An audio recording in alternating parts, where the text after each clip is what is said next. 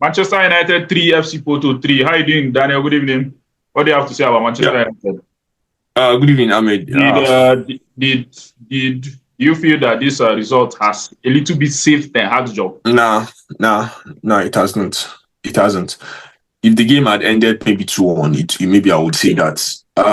It's not really about the scoreline. Normally chances we have been creating chances this season. This is a bit just like we've been seeing. I think by Tottenham game, maybe even the last quarter of the Tottenham game, you saw them. I'm talking the players now trying to play the proactive sort of like, counter press and high press and counter press football. The thing is that midfield, there's too much spaces. There's like too much spaces. Just one good pass just sort of like dismantles them, and there are no legs. Also at the back, for me, Licha needs rest. Bruno needs rest. I think they've been having a stinker for a season. I don't know. I told you earlier. I don't know if I don't know for the Leeds. I don't know if it's because of the fact that what's it called? Licha is having a terrible season thus far that it's making the Leeds. I really don't understand, because like I've expected, or I rather expected that their cohesion would have been much better than what we are seeing. But they are playing like they've never played together, like they don't know themselves. Did they ever play together in Ajax? Yeah. Yeah. So they don't know themselves. So it's giving me a bit of a concern. Licha is having a stinker for a season so far. So that's why I don't really come down hard on the Leeds. But then 1v1, the Leeds have also been, a terrible 1v1 in the last 3 games, particularly. Like 1v1 situations, he has not really done well. He has not really, proven himself. I think also he's struggling with fitness. I think his legs, his knee. Why is it that Manchester United players capitulate when something happens on the pitch? Maybe a goal goes against them, maybe a foul goes against them. It's not about scoring, it's about something just goes against them. Before you know, you just see they'll lose confidence and everything. Crumble. Yeah, they crumble. I don't see the reason why you be winning 2-0, and all of a sudden the whole thing just come on. No, the mentality of those players, I don't really understand. The mentality. So it's everybody. To be honest, I a low block, but like a mid block, he did well prior to both goals, and both goals came from the same position, the left wing. That's like Manchester United's left, Porto's right, obviously, and the balls they kept on sending the balls into the box, hoping that Samu was either going to pounce on the first ball or they get lucky on the rebound, the second ball, and exactly that was the way it happened for them, both goals. So like, it hurt me that Diogo, like this, there are certain things that. Match situation, game situation, you should read it and you see that this is what these guys are attempting to do, because Diogo was still sagging back or finding himself, yards away in the midfield, leaving wide, acres of spaces far on the left, making it easy for Porto to actually execute from their right wing. So I thought at some point he should have said, okay, fine, Ahmad, can you sag, drop? I sit. Look, there's nothing wrong. I sit. I wouldn't go attacking right now. Look, there's sometimes that players make in-game decisions. They see what's the game is serving them, what the opponent is dishing them, and they make in-game decisions. Like overall, I don't know. Am I saying, obviously it's clear that the players are lacking confidence, but I really don't know. The midfield was wide again. Acres of spaces in and around the midfield. You're creating chances, well over 24 chances created today, and how many on target, and that. No issue. But the opponent is equally getting creating as half chances also against you, and creating also having also as half shots on target like you're having. So it doesn't really make sense. At some point, you really need to do something differently. Look, nothing stops you from.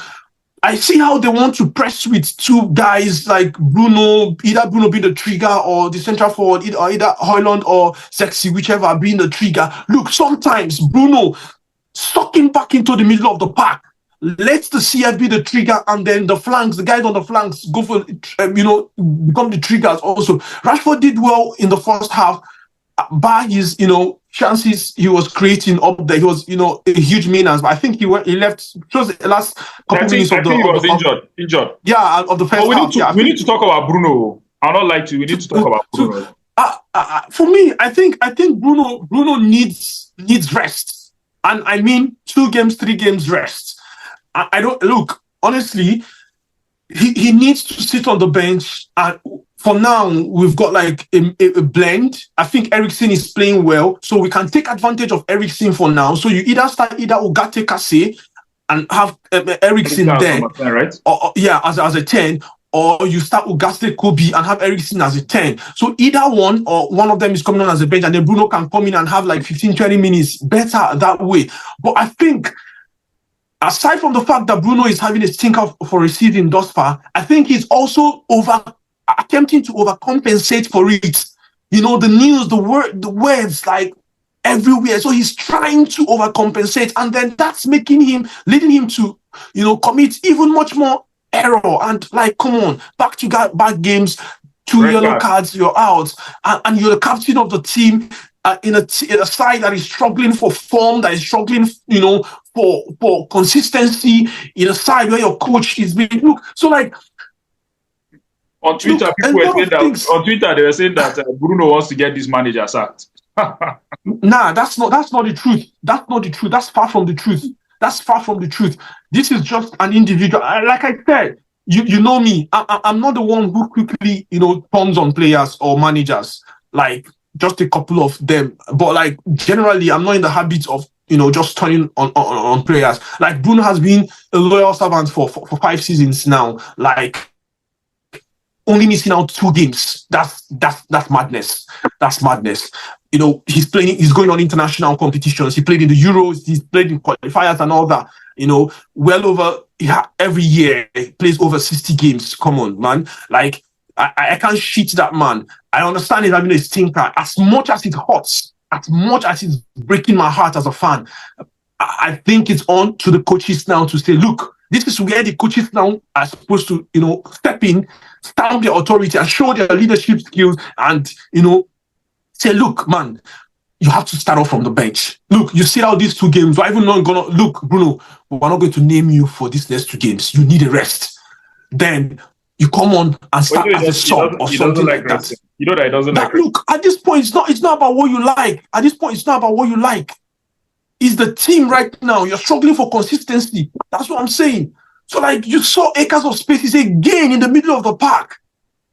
Attacking, like I keep saying, we really don't have issues, so much of issues attacking. But the issue now is from our 6, from our 6 and 8 going back to our 5 or 5, 4, 3 and 2. That's the back 4 entirely, and then probably maybe I say the back 6. Let me put it that way.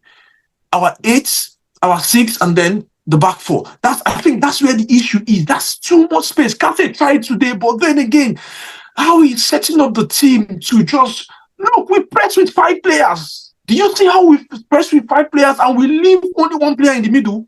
Yeah. I was like, no, you tried this thing. That was come on, man. Like, what do you say? What are your final thoughts? Your final thoughts, Hugo?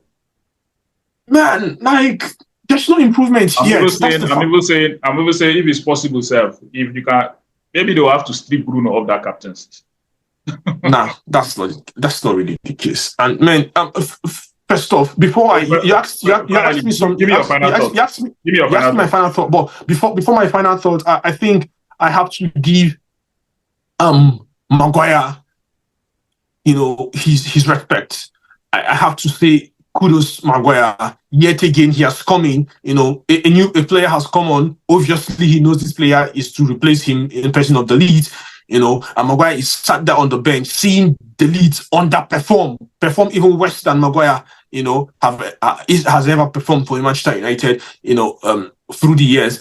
And then he's had to sit there, and then anytime he's called upon either to start or come on as a sub, he has come on and he's actually dished out excellent performances. And then to stay head on in the game and then to get us that goal, look, it says something about his character. It says something about his person. Like, I still say, I hope one day I can see Harry Maguire face on, and I apologize to him first off for the stinker. I was one of those who gave him that bullish whatever 2 years back, 2 seasons ago. I really would love to apologize and then further probe him to say, how do you do it? What goes on in here? Because I think that man has to be the most stable, mentally stable man on earth. That guy is solid. I kid you not, that guy is solid. So I give it to him. I doff my heart, respect to him. He's really a leader. And then my final thoughts, I'm still not impressed. This is nothing, honestly. This is still like bonkers. This is not a good game. It's a shit show, if you ask me.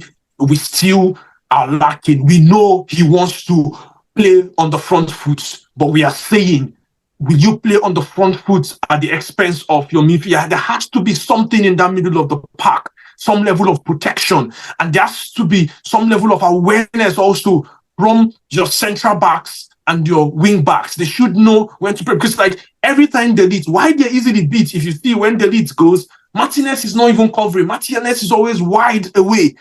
There's always huge gap between them. So they have to coach them on first balls and anticipating second ball directions and not just plunging into tackles. So there's quite a lot of stuff that needs to be. I think the midfield and the defenders should train together more often. They should train more often together because we need that cohesion. I think if we're able to solidify the union between the middle of the park and what we have like our defenders, I think we are going to be able to then see some level of consistency or make it difficult rather for the opponent to play us, and then we can then build up from there and see consistency. So for me, the major issue, like even the same thing in the Tottenham game, the same thing in the Liverpool game, we lost the game from the middle of the park. Tottenham, we lost the game from the middle of the park because we couldn't hold the ball, we couldn't control, we easily played through us and all that. No ball retention, no defensive awareness,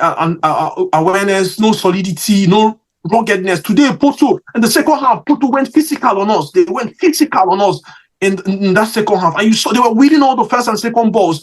And I was shouting. I was here on my screens. I was shouting like as if the players heard me, as if they could hear me. But like it's a shame, honestly. Let's see how it goes this weekend against Aston Villa. That might play Aston Villa this weekend. That might be Eric Ten Hag's last game. I'll not lie to you. That might be his last game.